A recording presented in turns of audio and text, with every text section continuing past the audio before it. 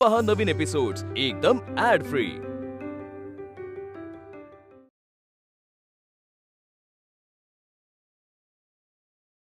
तुम्ही इंग्लंडच्या राणीला भेटायला जाणार ते असे खादीचे कपडे घालून? हा खादीचा कपडा हाच तर आपला अभिमान आहे। आपणच जर त्याला लाजायला लागलो तर कसं चालेल? अगदी खरंय। राणी असेल इंग्लंडची, इथे आपण राजे आहोत आणि आपण आपला बाणा सोडायचा नाही। त्यांचे कपडे परिधान करून जाणे म्हणजे त्यांची गुलामगिरी स्वीकारणे आणि हे आपणास मान्य नाही। इंग्लंडच्या राणीला हेच सुचवायचंय, हेच तिच्या निदर्शनास आणून द्यायचंय। बर, ते असो, तू ही कागदपत्र आता केरुनानांना दे आणि ते काय म्हणतायत ते मला जरूर सांग। होय, येतो। बळवंत मधली आग अगदी योग्य दिशेनं पेट घेते असं वाटतं। जे काय होतंय ते चांगल्यासाठीच व्हावं, पण कोणी कोणत्याही आगीत होरपळू नये एवढंच वाटतं आम्हाला।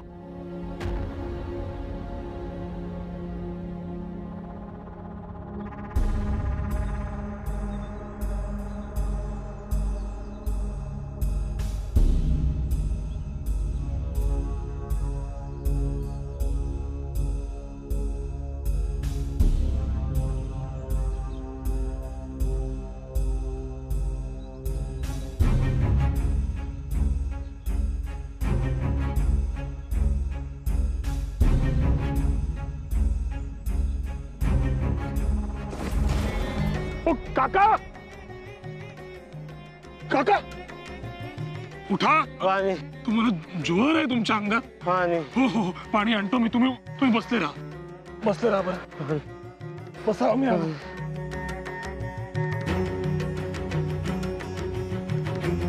हे घ्या काका, हे घ्या, प्या पाणी। आता वाटेल बरं, काळजी करू नका। उन्हाची झळ लागली म्हणून झालंय हे।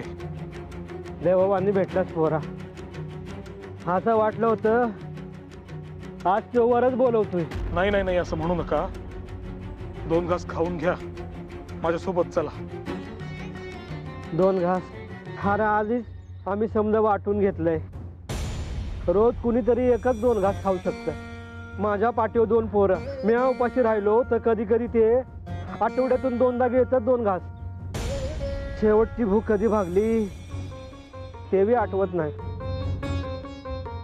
समजू शकतो, दुष्काळ खरंच किती जीवांचं आयुष्य उद्ध्वस्त करतो। या पावसा पाण्याचा असा खेळ खंडोबा, त्यात हे गोरे सापावानी डाकतात। म्हणजे आता काय केले त्यांनी? आता काय सांगायचं, आम्ही राबायचं, पिकवायचं, पण पोट भरण्यासाठी एकायचं कुठं? त्यासाठी बी यांच्या पोटात पैसे द्यावं लागतं। या आधीच फिरळ लावलेलं आयुष्य, त्यात हे भागदाड। शांत व्हा काका, तुम्ही काळजी घ्या सध्या। चल उठ, सारा दे। उठ चल, पैसे दे। काय हो, त्या कोऱ्या सरकारची चाकरी करायला लागल्यापासून सौजन्य, माणुसकी सगळं विकून टाकलेलं दिसतंय तुम्ही सुद्धा। नाही म्हणजे जरी गरीब असला तरी आपला देश बांधव येतो, हे तुमच्या खिसगणतीतही नाही वाटतं। तू शांत बैस, मला शिकवू नकोस। चल रे, काढ पैसे।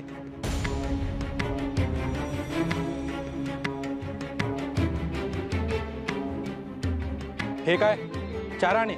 आणखी 1 आणा कुठे? आता 4 आणच द्यायचा ना सारा? तो जुना नियम झाला, आता सारा वाढलाय। 5 आणे। अरे देवा, अहो दादा, तुम्ही असे हाल करायला लागला तर आम्ही जगायचं तरी कसं? तुझं रडगाणं थांबव आणि सांगतो तेवढा सारा भर। त्यापेक्षा स्वतःच्या हाताने नरडीचा घोट का नाही घेत त्यांच्या? रोज कणाकणानं मरतच आहेत हे, त्यापेक्षा पूर्णतः जीवच घेऊन टाका त्यांचा। मी तर म्हणतो इथल्या सगळ्या शेतकऱ्यांचे जीव घेऊन टाका, एकदा ते सगळे प्रश्न संपतील। कीव कीव करावीशी वाटते तुमची। हे गोरे तर पाषाण हृदयी आहेतच, पण त्यांच्यासोबत राहून तुमच्यासारखे असे देशबांधव सुद्धा पाषाण हृदयी झाले तर झालेच कल्याण। गुलामगिरी आणि पारतंत्र्याची परिसीमा आहे ही। लाज वाटायला हवी तुम्हाला आपल्याच बांधवांवर अत्याचार करताना। अहो, पण मला बोलून काय उपयोग? माझ्या एका प्रश्नाचं उत्तर द्या तुम्ही. नियम कोणी केलेत? साहेबांनी. मी कोण आहे? त्यांचा नोकर. नोकराचं काम काय असतं? जे मालक म्हणतील ते आपण करायचं. काय चूक काय बरोबर हे ठरवणारा मी कोण? ते सांगतील ते मी नाही केलं तर माझी नोकरी जाईल.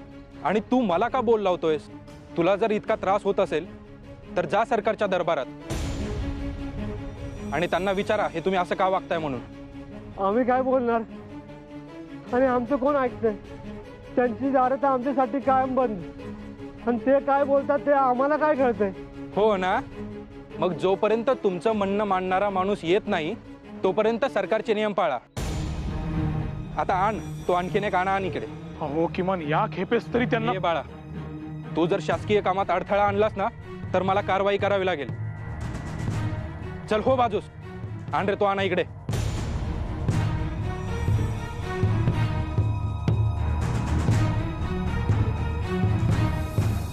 गवळ घेता नाम घ्या श्री हरीचे, सहजान होते नाम घेता फुगाचे, जीवन करी जीवित्वा अन्न हे पूर्ण ब्रह्म, सहगमन होते जाणीचे यज्ञ कर्म.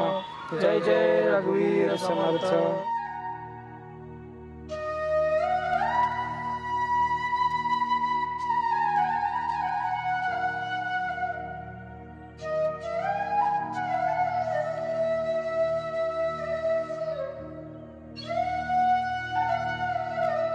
तीन दिवस झाले शिळा अन्न खातोय. आज कुठे ताजं अन्न खायला मिळतंय? तुम्ही इथे नवीन दिसताय. अहो माझं आहे का? जेवढं जमतंय तेवढं खा. मागे पुढे बघू नका. अहो भाकरी वाढता का? हा भात हवाय का?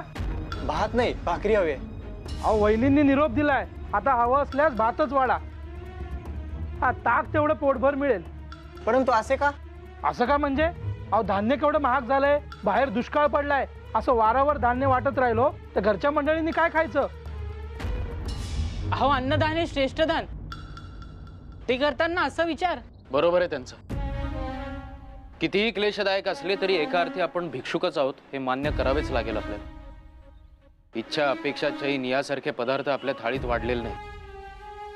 जेमतेम पोट भरेल एवढेच जेवावे. मन तृप्त व्हावे ही अपेक्षाच करू नये, म्हणजे ते आपोआप शांत होते. ही भाकरी मी खाल्लेली नाही. तुमच्या तत्वात बसत असेल तर तुम्ही घेऊ शकता. माझं पोट ताकावरच तृप्त झालं. आभारी. आमच्यासारखे घटक केवळ एकाच घराचे नव्हे तर समाजाचे भार होऊ नये याची काळजी आम्हीच घ्यायला हवी. मी तुमची परिस्थिती समजू शकतो.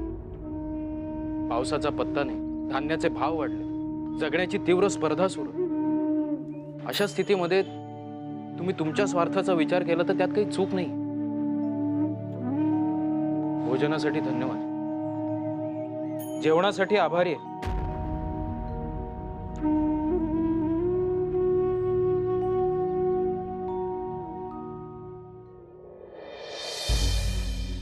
You are saying, Mr. Agarkar, that India needs industrial revolution along with other revolution? How can you say that knowing the fact that India is land of agriculture and its economy depends on it? Bharat देशात शेती हा प्रामुख्याने केला जाणारा व्यवसाय आहेच. पण याचा अर्थ असा नव्हे की इथल्या प्रत्येक माणसाने तेच केले पाहिजे. आणि मुळातच अर्थशास्त्राचा नियम आहे, कुठल्याही क्षेत्रामध्ये एका ठराविक काळानंतर स्थैर्य येते. त्यामुळे त्यातून बाहेर पडून प्रगती करायची असल्यास दुसरा पर्याय हवा. भारताचं क्षेत्रफळ इतकं मोठं आहे की प्रत्येक ठिकाणी शेती करणं अशक्य आहे. त्यामुळे स्थानिक पातळीपासून राष्ट्रीय पातळीपर्यंत शक्य होतील तितके व्यवसाय निर्माण झाले पाहिजेत. तरच इथल्या प्रत्येक माणसाला रोजगार मिळेल आणि अर्थव्यवस्थेस चालना मिळेल. Easier said than done, Mr. Agarkar. The root cause of the problem is this pathetic psychology of Indian people. You people, you are illiterate, unaware of the industries. You are not even keen to learn new things, acquire skills. You love to praise your own roots. Mr. Brooks, टाळीचा आवाज व्हायला दोन्ही हातांनी ती वाजवावी लागते. तुमच्या बोलण्यामध्ये सत्यता असेल, पण हे सरकार इथल्या जनतेला मजूर म्हणूनच बघते आणि त्यांची प्रगती होऊ देत नाही हे तुम्हाला मान्य करावे लागेल. I must remind you, because the British government liberated you, you are able to get rid of your regressive thoughts. Mister Brooks,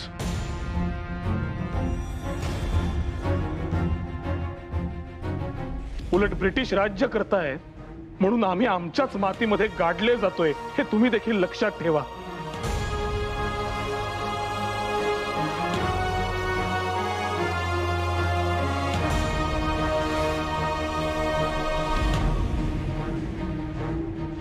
Bharat हा शेतीप्रधान देश आहेच, तरी तुमच्या राज्यात तो सुखानं शेती कुठे करू शकतोय? शेतकरी उपाशी मरतायत, तरी तुमच्या तिजोऱ्या भरतातच आहेत. तुम्ही शासक म्हणून इथल्या जनतेस नवीन उद्योग उभारून द्या, म्हणजे त्यांना अर्थार्जनाचे साधन देखील मिळेल. इथली संस्थाने त्यांच्या पातळीवर कारभार सांभाळत होती, तुम्ही त्यात देखील हस्तक्षेप केलात. आता चहूबाजूनी गळचेपी झाल्यावर प्रगती होईल कशी? आम्ही भारतीय एकत्र येऊन आमचे उद्योग उभारू शकतो आणि या देशाचा कारभार देखील सांभाळू शकतो. परंतु तसे झाले तर तुम्हास आमच्याकडून जो मोफत मजूर वर्ग मिळतो तो कसा मिळेल, नाही का? Mister Brooks, economy is like nourishing a big tree. All the parts of the tree have to come together to get nourishment. Roots absorb water, leaves take sunlight. Trunks provide support system to the entire tree. Exactly. And every part of the tree has to work equally hard for its existence and growth. If we become independent, we can survive, we can grow, and we will. We will.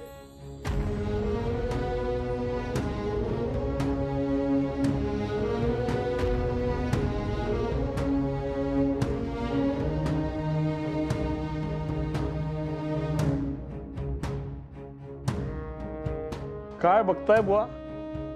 नाही, असं नको व्हायला की तुमच्यामुळे ही लोक मलाही devil समजू लागतील.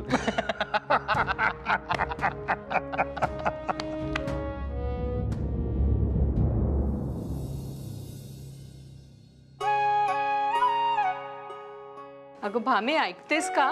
तेवढं चिरून झालं ना की मग. अगं भामे, भामे, लक्ष कुठे असते ग तुझं? अगं बाई, तुम्ही कधी आलात? घ्या, त्या वर्णाचा फार गुरगुटा होत होता ना, त्याच वेळेला आले मी. लक्ष कुठे आहे तुझं? अगं बाई, माझं लक्षच नव्हतं. आजकाल अंमळ लक्ष जरा कमीच असतं तुमचं. काय गुपित काय म्हणायचं या मागचं?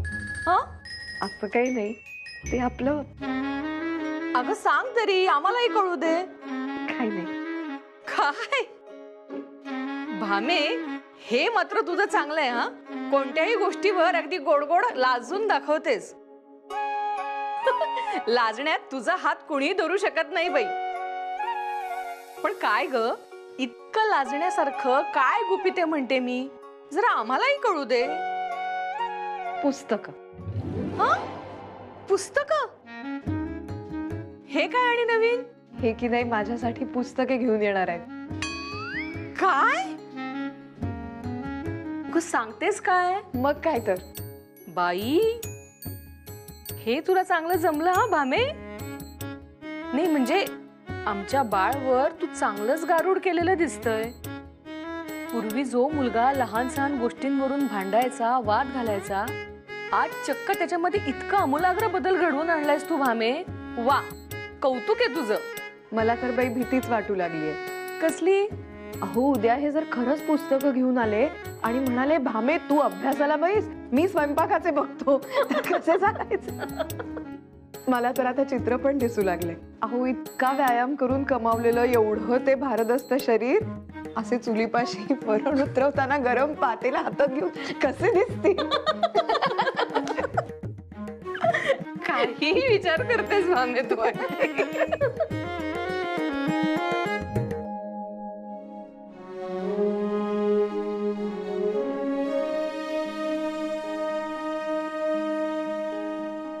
भारतीय अर्थव्यवस्थेची घडी बसवण्याचा मार्ग. बळवंतराव, तुम्ही कधी आलात? तुम्ही हा लेख लिहिण्यात गुंग झाला होतात तेव्हा. आणि काय हो, नियमित परीक्षेचा अभ्यास वगळून हे काय लिहितात? बसा बसा, सांगतो. एका वाचनालयाने निबंध स्पर्धा आयोजित केली. त्यात सहभाग घेऊन प्रथम पारितोषिक मिळवण्याचा मानस आहे. तेवढीच आपली उदरनिर्वाहाची सोय होईल. कधी कधी मी तुमचे आयुष्य उलगडून पाहण्याचा फार प्रामाणिक प्रयत्न करून पाहतो, पण मला काही ते कोडे सुटत नाही. बरं का, बुद्धी हा मनुष्याचा एक अमूल्य दागिना असतो आणि तुम्ही केवळ व्यावहारिक गरजांसाठी तो असा वारंवार गहाण ठेवता. केवळ काही पैसे मिळणार म्हणून तुम्ही बुद्धी त्या कामी खर्ची घालता. मग हरकत काय?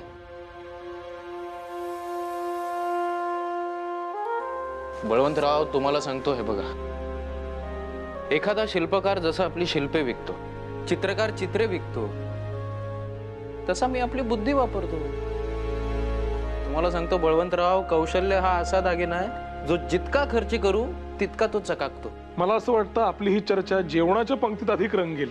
काय तुम्ही लिखाणात एवढे मग्न झाला होतात की जेवणाचं विसरून गेलात मला वाटतं. चला. नाही नाही, मी विसरलो नव्हतो. काय की मला हा निबंध आजच्याच पूर्ण करायचा. अहो, जेवणास किती वेळ लागतो? 4 घास खाऊन घ्या आणि बसा पुन्हा कामास. तुम्ही जा, मी नाही येणार. आगरकर, काय झाले काय नेमके? काही बिनसले की काय? बळवंतराव, आपण सगळे एकाच महाविद्यालयाचे शिष्य आहोत. भोजनालय हे सगळ्यांसाठी आहे. मग तिथे हा नियम का की फक्त 16तलीच मुले आत जाऊ शकतात? आमच्या सारख्यांनी काय करायचं सांगा ना तुम्ही. हा कुठला नियम आहे? आणि हे पटतं का तुम्हाला? मला सांगा. महाविद्यालयातली ही कीड कधी नामशेष होणार आहे मला समजत नाही. माझे म्हणणे असे, ज्यांस सोळे नेसायचे आहे त्यांनी नेसावे, ज्यांस तशी इच्छा नाही त्यांनी नेसू नये. त्याचा एवढा उहापोह कशाला? प्रश्न इच्छेचा नाहीये बळवंतराव, वृत्तीचा आहे आणि स्वार्थाचा आहे. तुमचा पोशाख हा दुर्दैवानं तुमच्या श्रीमंती वर्ग व्यवस्थेचे प्रतिनिधित्व करतो. विद्येच्या धाग्याने आपण सगळे बांधलेले असताना हा असमानतेचा बंध का? अहो, त्यात गरीब श्रीमंत असा भेद नाही आगरकर. सोहळ्याचे वस्त्र रेशमी असते, सुळसुळीत असते, त्यावर कृमी कीटक राहत नाही, त्यामुळे स्वच्छता राहते असा एक समज आहे. त्यामुळे जेवताना सोहळे नेसावे. पण तुमचे हे सुळसुळीत रेशमी वस्त्र कोणी रोज धुते का? सांगा ना. आणि तरी ते तुमच्या स्वास्थ्यास अपायकारक नाही हे चालते तुम्हाला. मग त्यापेक्षा आमचे हे सुती धोतर काय वाईट आहे जे आम्ही रोज धुतो? असे काही नाही. ज्या शक्य आहे त्यांनी रोज धुवावे रेशमी वस्त्र. आणि आमच्या सारख्यांकडे ज्यांच्याकडे ते नाहीच आहे त्यांनी उपाशी मारावे.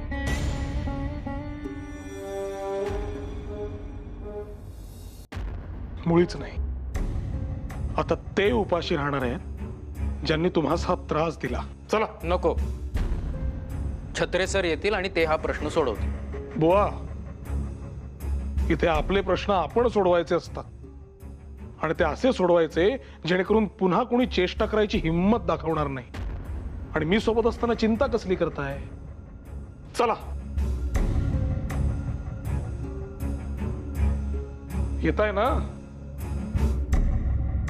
हो. बळवंतराव, नेमकं तुमच्या डोक्यात तरी काय? हो, मला तरी सांगा काय? बळवंतराव, थांबा पाहू. तुम्ही स्वस्थ थांबा एका ठिकाणी. हे बघा, आपल्या अंगलटी काही यायला नको. आपल्या अंगलटी काहीही येणार नाही. पण म्हणजे मग तुम्ही नक्की करणार तरी काय? Remember, sometimes if you want to fight the evil you have to become the devil. हे सगळं ठीक आहे, पण तुम्ही करणार काय? बळवंतराव, अहो बळवंतराव, असं नका करू. काय करताय तुम्ही? थांबा बरं, तुम्ही तर स्वस्थ थांबा. हो, हे बघा, हे बघा. बळवंतराव, बळवंतराव बाहेर या. बळवंतराव, पटकन बाहेर या. अहो, हे काय तुम्ही मित्रांच्या खोलीतून चोरून आणले? चोरी नव्हे, मी खऱ्या अर्थाने त्यांना विवस्त्र केलेले आहे. आता त्यांना उघड्यावर पाडण्याची वेळ आली. घ्या. अहो, एवढ्या सगळ्या सोहळ्यांचं मी घेऊन काय करणार आहे? 2 पर्याय आहेत. कुठल्याही परिस्थितीत हे सोहळे मी माझ्या अंगाला लावणार नाही. मग काय पर्यायच नाही, एकच मार्ग आहे. कुठला?